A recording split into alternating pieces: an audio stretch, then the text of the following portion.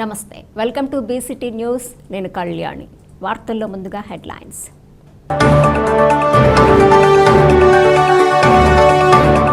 వైభవంగా హనుమాన్ మండల జయంతి ఉత్సవాలు. హనుమాన్ చాలీసా పారాయణం చేసిన భక్తులు. స్వయం సహాయక సంఘాల మహిళల సంక్షేమానికి కూటమి ప్రభుత్వం ప్రత్యేక కార్యాచరణ చేపట్టింది. ఎంపీడీఓ అద్దూరి శ్రీనివాసరావు. ప్రజల సంక్షేమం కొరకు రాష్ట్ర ప్రభుత్వం నిరంతరం కృషి చేస్తుంది. జిల్లా ఇన్ఛార్జ్ మంత్రి Kolusu Parthasarathi.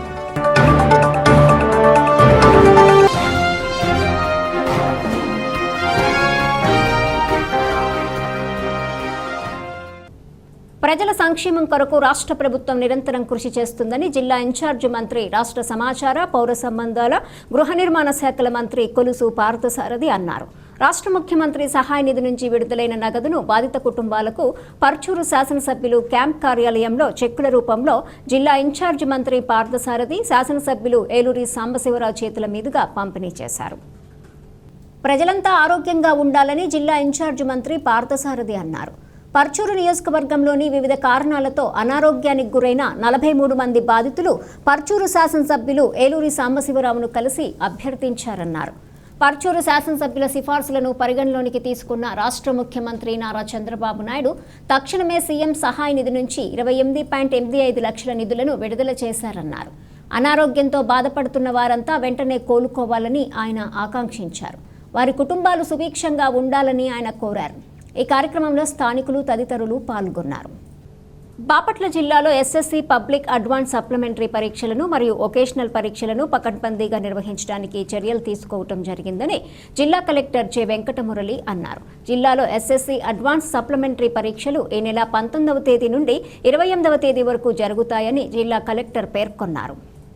Red cross society ద్వారా జిల్లా కలెక్టర్ జె వెంకటమురళి బాపట్లలో చేపడుతున్న సేవలను ఏపీ గవర్నర్ అబ్దుల్ నజీర్ ప్రశంసించారు.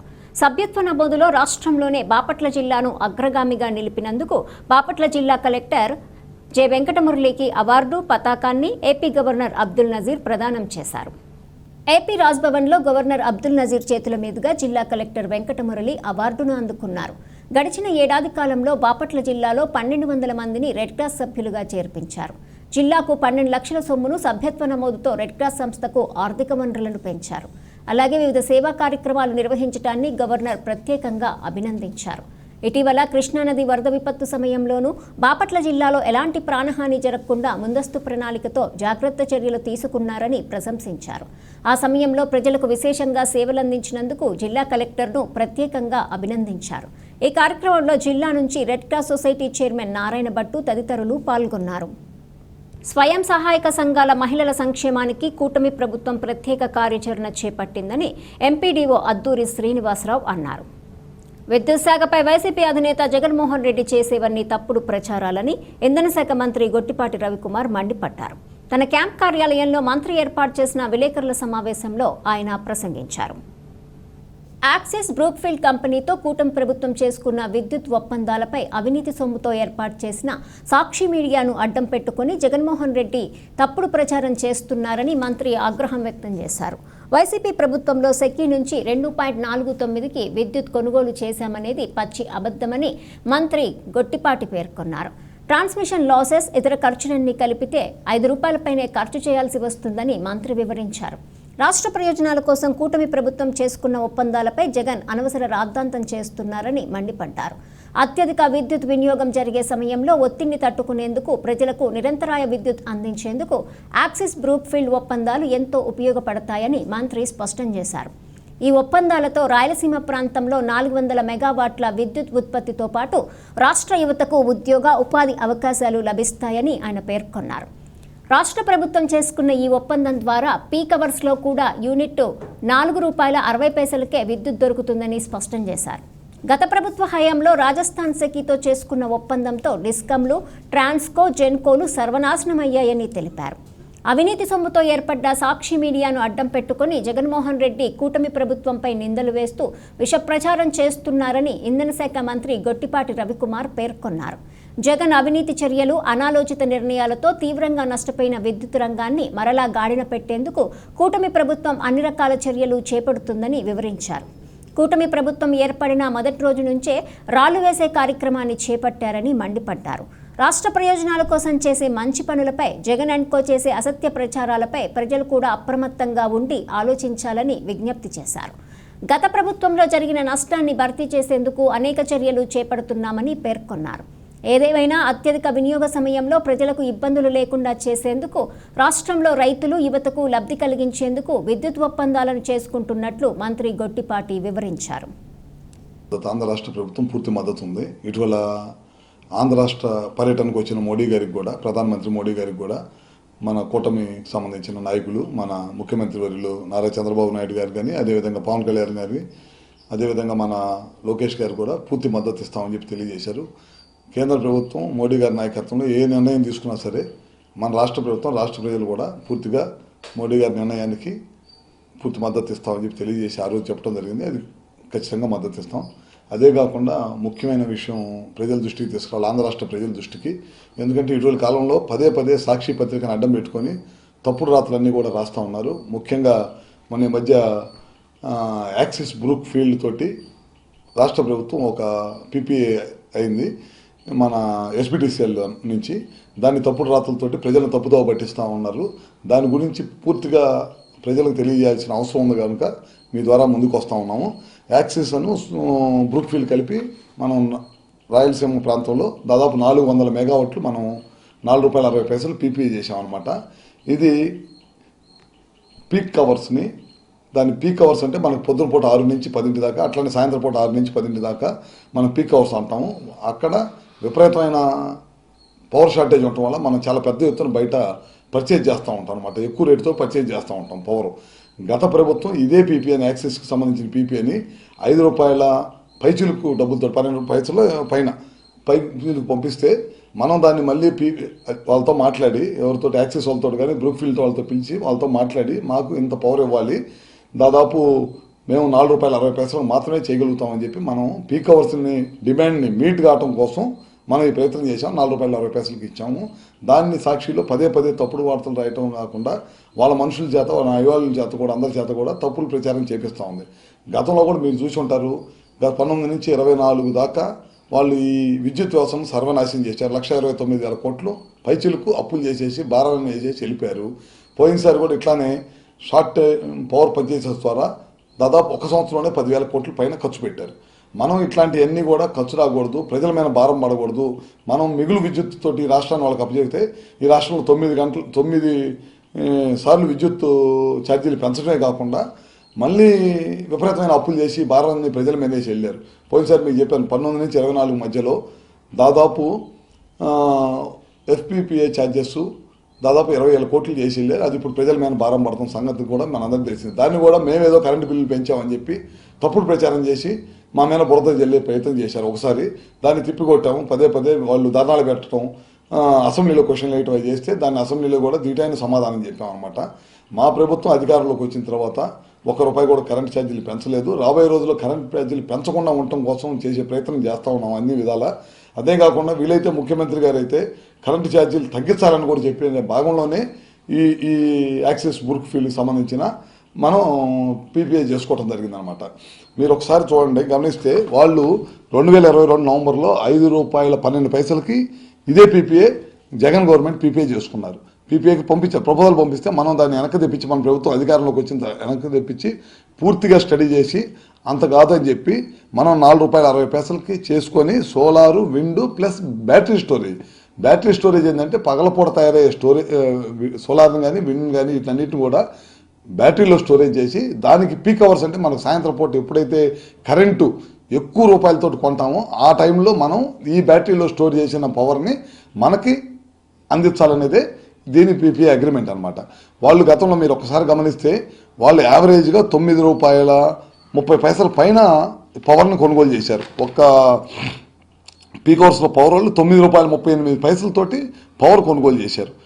10,000 కోట్ల రూపాయలు పవర్ పర్చేజీల మీద విపరీతంగా ఖర్చు పెట్టి డబ్బులన్నీ కూడా ఖర్చు పెట్టడమే కాకుండా ప్రజల మీద భారం వేశారు అనమాట. ఇంకోటి కూడా దీనివల్ల మనకి ఇప్పుడు యాక్సెస్ వల్ల 400 మెగావాట్లు మనకు పెట్టుబడి వస్తుంది. దీనివల్ల ఏంది లాభం అంటే దీనివల్ల 1,600 ఎకరాల నుంచి 1,500 ఎకరాల పైన, 1,600 ఎకరాల నుంచి 1,700 ఎకరాల పైన మనం లీజుకి తీసుకుంటాం.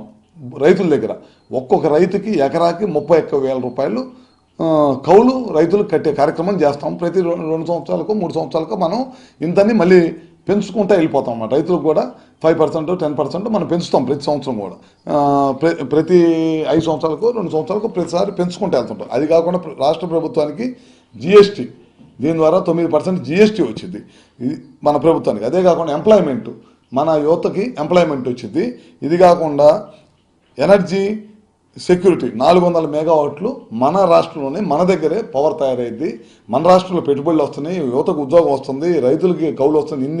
ఇన్ని మేలు తీసుకొచ్చి చేస్తే వాళ్ళు ఎక్కడ కొన్నారు? సెకీ పవరు తీసుకెళ్ళి ఎక్కడో రాజస్థాన్లో కొని, రాజస్థాన్లో కొనటమే కాకుండా దానికి ఏంటి అనేది చూస్తే మీరు ఒకసారి ₹2.49 మేము చేసుకున్నాము.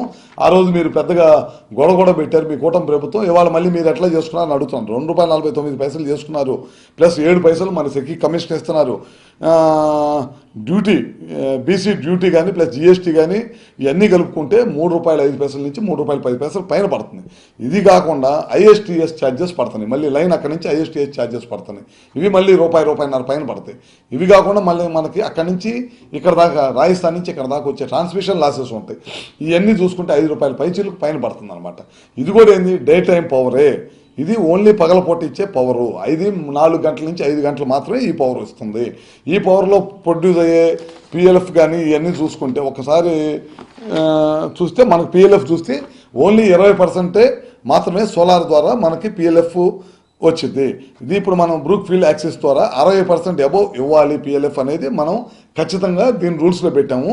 ఇదే కాకుండా ఇది కనుక మనం 60% కనుక వాళ్ళు సోలార్ తోటి ఒప్పందం చేసుకుంటే ఓన్లీ 18 నుంచి 20% మాత్రమే పిఎల్ఎఫ్. దీంట్లో మనం 60% ఇవ్వాలని చెప్పి మనం నిబంధనలో చాలా గట్టిగా పెట్టడం జరిగింది. ఇది ఇవ్వలేని పరిస్థితిలో మీరు పెనాల్టీ కూడా పడిద్దని చెప్పి మనం చెప్పడం జరిగింది. ఈ అన్ని జాగ్రత్తలు తీసుకొని ఈ కూటమి ప్రభుత్వం చంద్రబాబు గారి నాయకత్వంలో ₹1 కూడా ప్రజల సొమ్ము పక్కదారి పట్టే ప్రసక్తే లేదు. ఈ అన్నింటి యాక్సిస్ సంబంధించి బ్రూక్ ఫీల్డ్కి సంబంధించిన ఈ ఒప్పందం పూర్తిగా అందరు అధికారులు నిపుణుల మధ్య దీన్ని వెరిఫై చేపించి దీనివల్ల రాష్ట్ర ప్రయోజనాలకు ఉపయోగపడే విధంగా చేయటమే కాకుండా పీక్ కవర్ డిమాండ్ని మనం మీట్ చేయటం కోసం చేసుకున్న ఒప్పందమే. ఇలాంటి ఒప్పందం వల్ల రాష్ట్రానికి నష్టం జరగదు. మనం వాడు ₹9.38 జగన్మోహన్ రెడ్డి ప్రభుత్వంలో కమిషన్ల కక్కుర్తిపడి మనకు వచ్చిన సోలారు ఉత్పత్తి, విండు ఉత్పత్తి, మన రాష్ట్రంలో ఉత్పత్తిని షట్ డౌన్ చేసి బయట ప్రైవేటు వ్యక్తుల దగ్గర విపరీతమైన పవర్ పర్చేసెస్ చేసి ₹9.38 పెట్టి పవర్ కొని విపరీతమైన భారం పెంచడం వల్లే పోయినసారి 2022, 23, 24లో విపరీతమైన పవర్ ఛార్జెస్ పెంచడం. డిస్కమ్ల దగ్గర నుంచి, జెన్కో దగ్గర నుంచి, మన పవర్ ప్లాంట్ల దగ్గర నుంచి, మన వీటీపీఎస్ పవర్ ప్లాంట్లు ఇవన్నింటిని కూడా సర్వనాశనం చేయటం జగన్మోహన్ రెడ్డి చేసిన కార్యక్రమం. ఇవాళ కూడా మళ్ళీ సాక్షిని అడ్డం పెట్టుకొని మనం ఏదైనా ఒక మంచి పని చేసి ప్రజలకు ఉపయోగపడే పని చేయటం, అదేవిధంగా మన డిస్కమ్స్కి ఉపయోగపడే పని కనుక ఏదైనా చేస్తే పదే సాక్షి పేపర్ని అడ్డం పెట్టుకొని మన మీద కుట్ర చేసే ప్రయత్నం, తప్పుడు రాతలు రాసి ప్రజలు నమ్మించే ప్రయత్నం చేస్తున్నారు. ప్రజలు ఒక్కసారి ఆలోచించాలి. ఏ నిర్ణయం తీసుకున్నా కూటమి ప్రభుత్వం ప్రజలకు ఉపయోగపడే నిర్ణయం తీసుకుని తప్పక ప్రజలకు నష్టం చేసే నిర్ణయం అనేది ఎప్పుడు కూడా తీసుకోమని చెప్పి కూడా మరొకసారి తెలియజేసుకుంటూ, జగన్మోహన్ రెడ్డి వచ్చిన దగ్గర నుంచి మీరు చూస్తూ ఉన్నారు, దేశంలో ఒక నిర్ణయం తీసుకుంటే ప్రధానమంత్రి గారు ఒక మంచి నిర్ణయం తీసుకుంటే ప్రజలందరూ కూడా వచ్చి సహకరిస్తున్నారు. దేశ ప్రజలే కాదు, అదేవిధంగా అన్ని పార్టీలు కూడా వచ్చి ప్రభుత్వానికి సహకరిస్తున్నాయి. ఇక్కడ జగన్మోహన్ రెడ్డి గారు ఎక్కిన దగ్గర నుంచి కూటమి ప్రభుత్వం మీద నిందేసే కార్యక్రమం మీద ఉన్నాడు. అబద్ధం మాటలు, టీవీని వాళ్ళ మీడియాని అడ్డం పెట్టుకొని అబద్ధం మాటలు, సత్యదూరమైన మాటలు ప్రజల్లో తప్పుదోవ పట్టించు. ఎందుకంటే ఆ మీడియా కానీ ఆ పార్టీ కానీ మొత్తం కూడా అవినీతి సొమ్ముతో ఏర్పడింది కాబట్టి ప్రతిరోజు కూడా నిత్యం దాని ద్వారా తప్పుడు వార్తలు రాయటం. గతంలో కూడా కరెంటు బిల్లులు పెంచమని చెప్పారు, వీళ్ళు పెంచామని. వాళ్ళు పెంచిన ఛార్జీలు మళ్ళీ మనమే నిందేయటం. ఇవాళ వాళ్ళు పీపీఏ చేసుకున్న యాక్సెస్ని మనం పిలిచి దగ్గరకు పిలిచి దాన్ని సరిచేసి ₹5.15 తగ్గించి ₹4.05 చేసే కాకుండా పీక్ అవర్స్లో పవర్ ఇవ్వాలి. గతంలో వాళ్ళు ఏమో ఒప్పందం చేసుకున్నారు, గ్యాస్తో చేయాలన్నారు. గ్యాస్ అనేది వాళ్ళ ఖరీదుతో పోతుంది కాబట్టి గ్యాస్ కాదు, బ్యాటరీ స్టోరేజ్ ద్వారా మీరు వచ్చిన పవర్ని బ్యాటరీలో బ్యాటరీ ద్వారా ఆపుకొని సాయంత్రం పూట పీక్ అవర్స్లో ఇవ్వమనే ఒప్పందం మనం చేసుకున్నాం. కంప్లీట్గా వాళ్ళు ఇచ్చిన దాన్ని మళ్ళీ తీసుకొని సరిచేసి, ఎక్కడైతే లోపాలు ఉండేవి సరిచేసి, ఎక్కడైతే అనవసరమైన డబ్బులు పెట్టారో 42 పైసలు 45 పైసలు ఎక్కువ పెట్టిందని మనం తగ్గించేసి చేసుకున్న దాన్ని కూడా తప్పుడు రాతలతోటి జగన్మోహన్ రెడ్డి సాక్షి పేపరు పదే వీటిని తప్పుడు రాతలతోటి ప్రజల్లో పంపించాలని చూస్తుంది. ప్రజలను నమ్మొద్దు. చాలామంది మేధావులు ఉన్నారు. ఒకసారి మేము ఏదైతే మా ఎస్పీడీసీఎల్ మా డిస్కంలో అగ్రిమెంట్ అయినాయో వాటిని పూర్తిగా కర్లపాలెం మండల సమాఖ్య కార్యాలయంలో వీఓఏలకు వార్షిక జీవనోపాధుల రుణ ప్రణాళికపై శిక్షణా కార్యక్రమం నిర్వహించారు. ఈ సందర్భంగా శ్రీనివాసరావు మాట్లాడుతూ ప్రతి కుటుంబంలో ఒక మహిళా వ్యాపారవేత్తను చేయటమే లక్ష్యంగా ప్రభుత్వం పనిచేస్తుందన్నారు. ప్రభుత్వ మన్ననలు పొందిన మహిళా సంఘాలు P4 బంగారు కుటుంబాలను పేదరికం నుండి బయటకు తీసుకురావడంలో తమ వంతు సహకారం అందించాలని కోరారు. కర్లపాలెం మండలంలో సర్వే చేయగా 2291 కుటుంబాలను P4 కింద అర్హత కలిగిన కుటుంబాలుగా గుర్తించామన్నారు. 5 కుటుంబాలకు ఒక మార్గదర్శి చొప్పున 450 మంది మార్గదర్శకులు కావాలన్నారు. అధికారులు ఉన్నత స్థితిలో ఉన్నవారు దత్తత తీసుకోవాల్సి ఉంటుందన్నారు. ఈ కార్యక్రమంలో APM శ్రీనివాసులు రెడ్డి, మండల సమాఖ్య అధ్యక్షురాలు CH ధనలక్ష్మి, అకౌంటెంట్ లక్ష్మి, VOAలు పాల్గొన్నారు. కాబట్టి P4 అన్నారు. కాబట్టి దీన్ని మనం రాష్ట్ర ప్రభుత్వం ప్రతిష్టాత్మకంగా నిర్వహించి ఈ కార్యక్రమాన్ని గత నెలలో ఈ సర్వే నిర్వహించారు. 291 కుటుంబాలని పేద స్థితిలో ఉన్నటువంటి వాళ్ళని గుర్తించారు.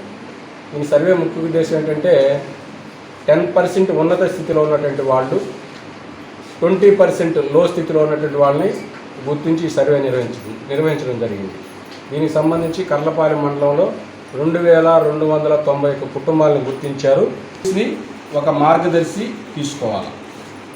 ఈ యొక్క మార్గదర్శి అనేటువంటి వ్యక్తి 5 కుటుంబాలను సెలెక్ట్ చేసుకుని 5 కుటుంబాలకు సంబంధించి వాళ్ళకి కావాల్సినటువంటి అవసరతలు ఏమున్నాయో అవన్నిటిని కూడా ఇతనే మార్గదర్శిగా ఉండి వాళ్ళందరూ కూడా చేయించాలి. మీరు ఒక మార్గదర్శి తీసుకోవాలి కాబట్టి దాంట్లో 450 మంది మార్గదర్శులు కావాలి.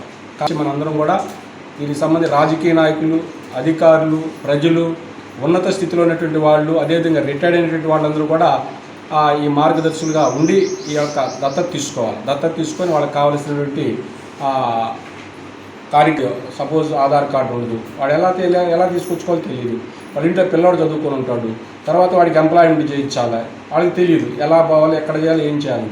తర్వాత రేషన్ కార్డు తీసుకోవాలా. ఇప్పుడు రేషన్ కార్డ్స్ కొత్తగా వస్తున్నాయి కదా, దాంట్లో మాడిఫికేషన్స్ ఉంటాయి, ఎలా చేయించుకోవాలి. అది ఈ మార్గదర్శకులుగా ఉన్నటువంటి వాళ్ళు 5 కుటుంబాలకు సంబంధించి వాళ్ళని మార్గాన్ని చూపేటువంటి వాళ్ళే ఈ మార్గదర్శి. మన నారా చంద్రబాబు నాయుడు గారు ముఖ్యమంత్రి గారు ఏమని చెప్పారు? ప్రతి కుటుంబంలో ఒక వ్యాపారవేత్త కంపల్సరీగా ఉండాలి, మహిళ సస్టైనబిలిటీ కావాలి, అవునా, ప్రతి మహిళ లక్షాధికారి కావాలి అనేటువంటి మోడీ గారి యొక్క సంకల్పాన్ని ఇంకా అధిగమిస్తూ ఈ కార్యక్రమాన్ని మన నారా చంద్రబాబు నాయుడు గారు మనకు పెట్టడం జరిగింది. దీంట్లో ఆ సర్వే ద్వారా ఏర్పాటు చేసి దాంట్లో బంగారు కుటుంబాలను కూడా పైకి తీసుకురావాలనే ఉద్దేశంతో ఎంపీడీఓ గారి ఆధ్వర్యంలో మన P4 కార్యక్రమాన్ని సర్వే సక్రమంగా నిర్వహించారు. దాన్ని ఇక నుంచి అమలు చేస్తాము. జీవనోపాధులు అనేది వినూత్నంగా జరగాలనే ఉద్దేశంతో ఒక కొత్త సర్వే రూపొందించడం జరిగింది. ఇంత ముందులాగా లోన్లు ఎలా పడితే అలా కాకుండా ఇక నుంచి ఎంత కావాలంటే అంత ఇచ్చే దిశగా రేపు 12వ తారీఖు నుంచి కొత్త జీవనోపాధుల ప్రణాళికని ప్రారంభించడం జరుగుతుంది. ఇది సంవత్సరం ప్రణాళిక, అంటే ముందస్తు సంవత్సరం ప్రణాళిక.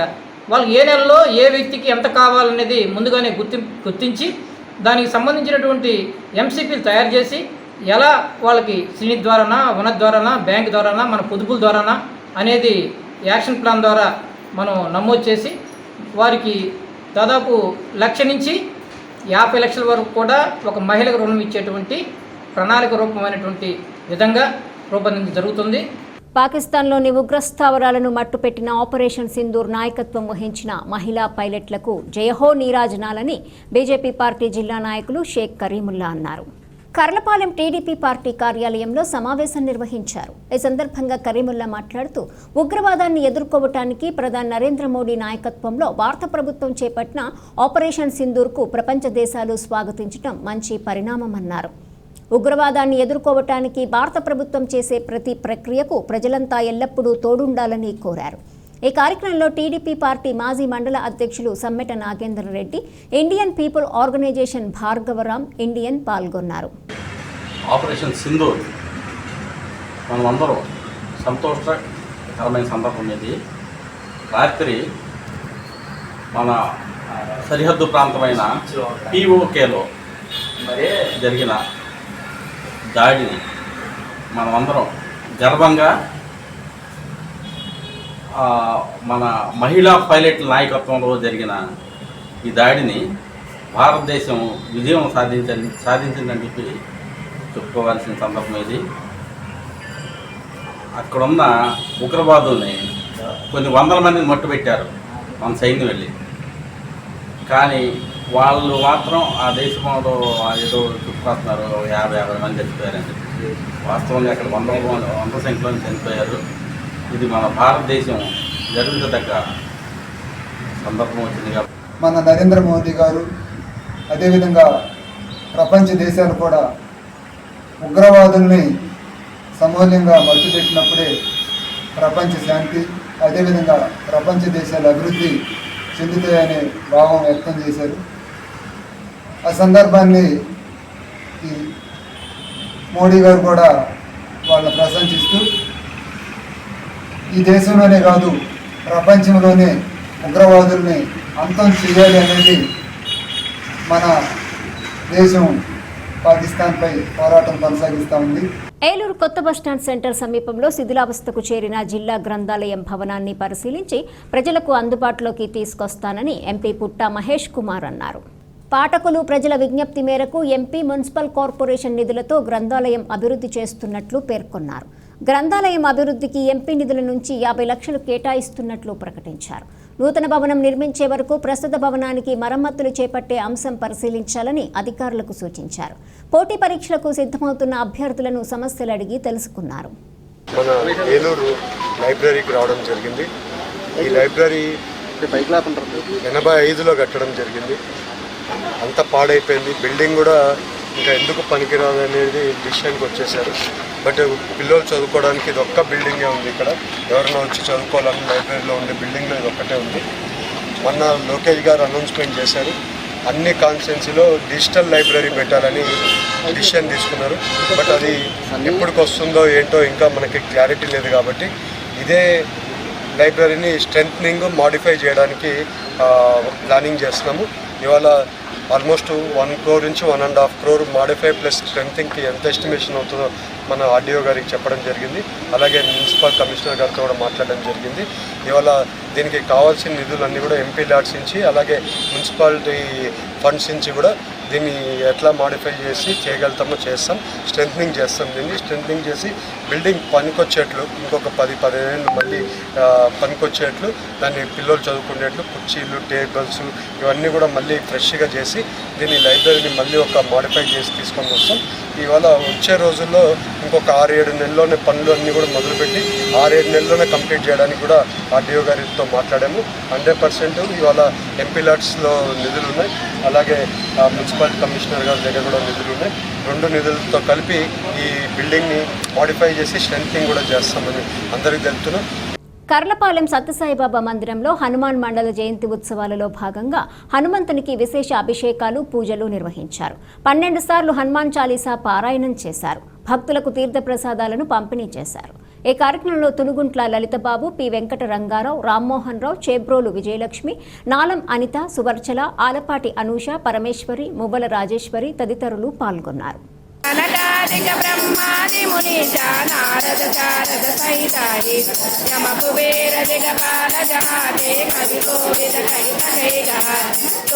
ఆరోగ్యవంతమైన సమాజం కొరకు రెడ్ క్రాస్ కృషి చేస్తుందని Karlapalem Indian red cross society chairman Inakollu Polisrao అన్నారు.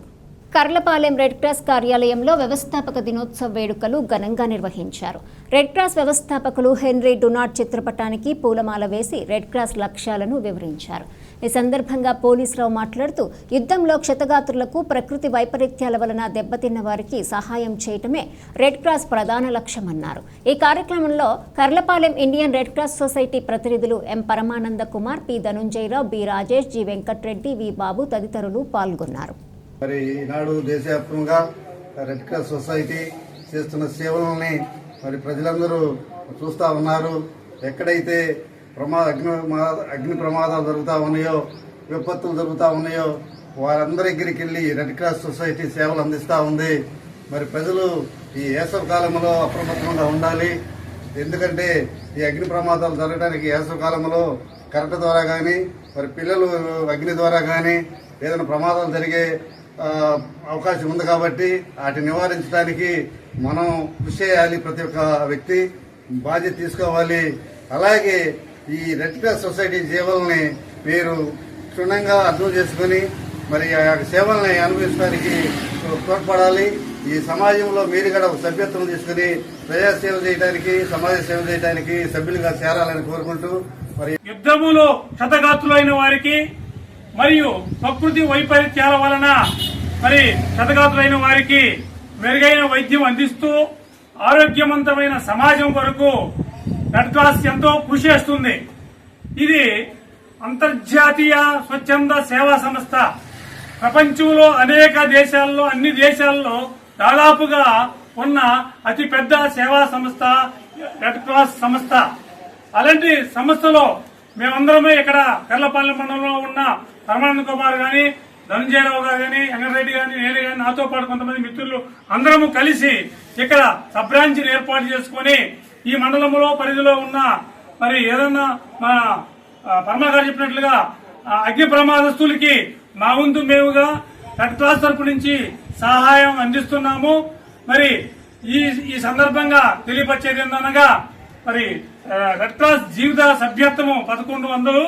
మరి రెడ్ క్రాస్ సభ్యత్వంలో చేరి మీరు కూడా సమాజ సేవలో పునీతులు కావాల్సిందిగా కోరుకుంటున్నాము.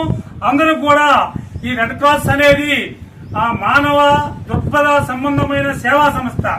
దాదాపు 3 సార్లు నోబెల్ బహుమతి పొందుకున్న సేవా సంస్థ ఉందంటే అది రెడ్ క్రాస్ సంస్థే.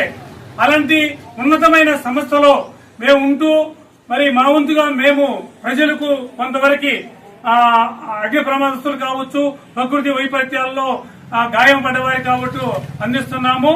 వార్తలు ముగించే ముందు హెడ్లైన్స్ మరోసారి.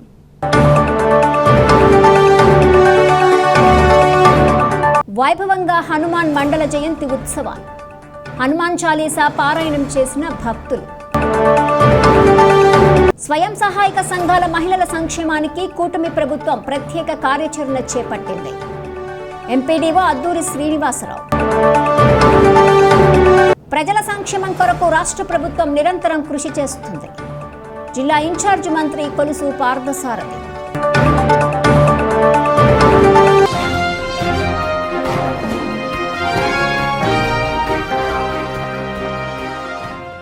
ఈ వార్తలు ఇంతటితో సమాప్తం. తిరిగి ప్రసారమయ్యే బీసీటీ న్యూస్లో మళ్ళీ కలుసుకుందాం. అంతవరకు సెలవు. నమస్కారం.